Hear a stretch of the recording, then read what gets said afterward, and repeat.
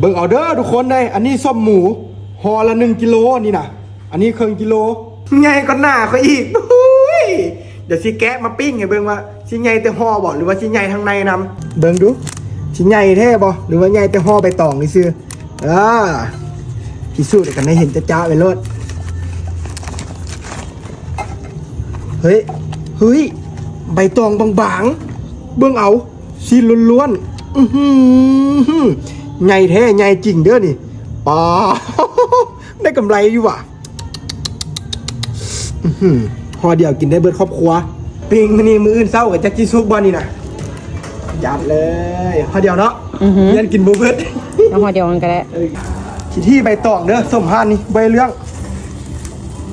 ปิ้งกับเดียวใบตองอีกซอดแล้วนี่มันอาจจะใส่ไม่ให้หลายๆเนี่ย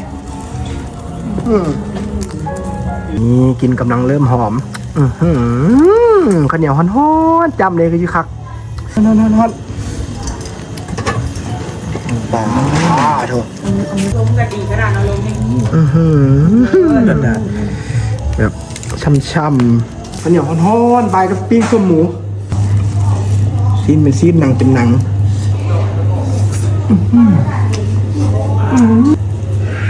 พี่เนาะ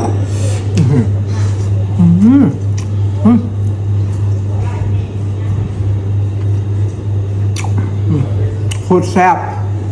ซีนแน่นๆหนังแน่นๆใครจะกินเดี๋ยวใส่ข้อมูลติดต่อไปให้กล้องคอมเมนต์เด้อ